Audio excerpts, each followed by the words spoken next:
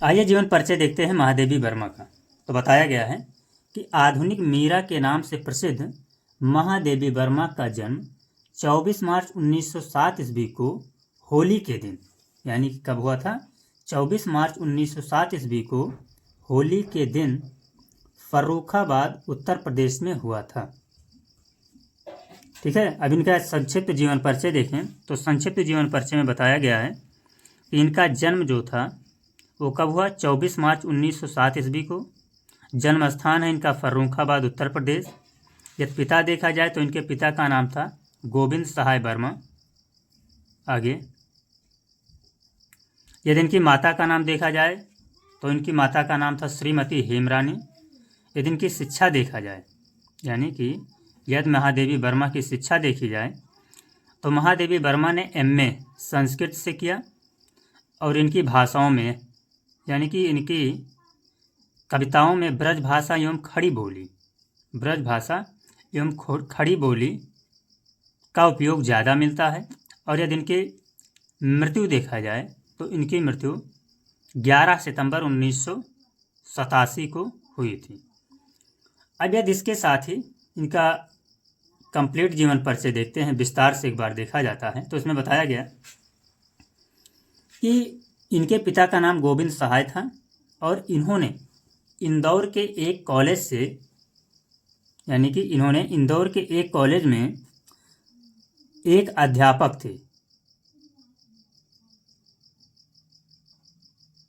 यानी इनके पिता गोविंद सहाय इंदौर के एक कॉलेज में एक अध्यापक थे तथा माता हेमरानी सरल हृदया धर्मपरायणा, यानी कि इनकी माँ हेमरानी जो थी वो सरल हृदया धर्मपरायणा महिला थी।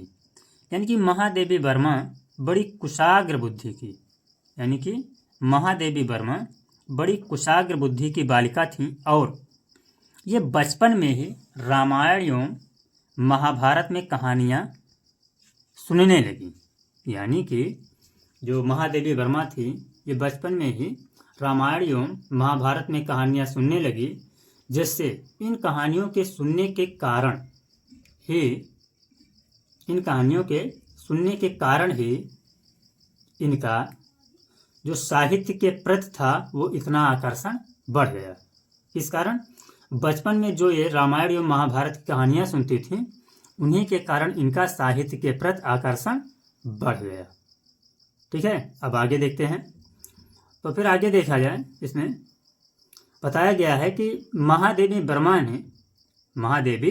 वर्मा ने प्रयाग यूनिवर्सिटी से, यानी कि प्रयाग विश्वविद्यालय से एमए की परीक्षा संस्कृत में उत्तीर्ण करने के बाद, यानी कि प्रयाग यूनिवर्सिटी से एमए की परीक्षा संस्कृत में उत्तीर्ण करने के बाद प्रयाग महिला विद्यापीठ में प्राचार्य के पद पर हो गई।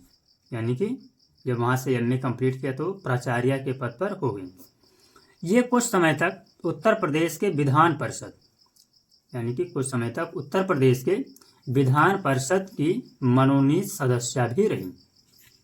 आगे इन्हें भारत सरकार के द्वारा पद्म भूषण, जो एक सम्मान है, यानी कि एक प्राइज है, अलंकार से गिफ्ट किया गया और सन 1982 ईस्वी में यामा पर, यानी कि सन 1982 ईस्वी में इन्हें यामा पर ज्ञानपीठ पुरस्कार प्राप्त हुआ। इसी वर्ष उत्तर प्रदेश सरकार द्वारा 1 लाख रुपए का भारत भारती पुरस्कार भी इन्हें दिया गया। अब यदि इनकी भाषाओं की बात करें तो इनकी भाषाओं में ब्रज भाषा एवं खड़ी बोली के शब्द मिलते हैं। हाँ, अब यदि इनकी रचनाओं से पहले हम शैली देखते हैं तो यदि महादेवी वर्मा की शैली में देखा जाए तो बताया गया कि इनकी रचनाओं में मुक्तक शैली, चित्र, प्रगीत, संबोधन आदि प्रकार की शैली पाए जाते हैं। यानी कि इन प्रकार के शैली का उपयोग किया गया है।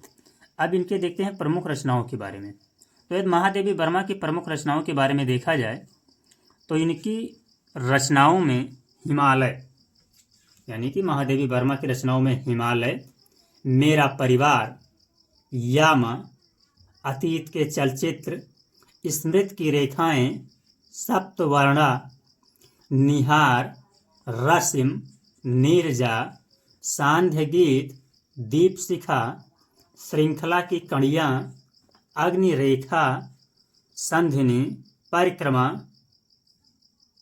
प्रथम आयाम, पथ के साथी, क्षणदा, संकल्पिता, चिंतन के क्षण आदि सम्मिलित हैं। अब थोड़ा इनके काव्य के बारे में देखें तो बताया गया है कि इनके काव्य में भावनाओं की अभिव्यक्ति हुई है। यानी कि महादेवी वर्मा के काव्यों में देखा जाए तो इनकी काव्यों में भावनाओं की अभिव्यक्ति हुई है। वहीं दूसरी ओर इन्होंने अपने काव्य में पीड़ित एवं दुखी व्यक्तियों को प्रेम एवं सहानुभूति से सम्मानित करती हैं। यानी कि बताया गया कि एक तरफ इनकी काव्यों में अभिव्यक्ति हुई है और दूसरी तरफ ये अपनी काव्यों में पीड़ित एवं दुखी व्यक्तियों को प्रेम एवं सहानुभूति से सम्मानित करती हैं। यानी कि प्रेम एवं सहानुभूति से सम्मानित करती हैं। आगे बताया गया कि इनका जो सांध्य गीत है, यानी कि सांध्य गीत में महादेवी वर्मा जी ने हिमालय की सुंदरता का एवं उसकी विशेषता का विशेष वर्णन किया है। और दूसरा जो है नीरजा है, तो नीरजा में बताया गया है कि महादेवी वर्मा जी ने नीरजा में वर्षा के सुंदरी के प्रति कविता में वर्षा का आलंकारिक वर्णन किया है।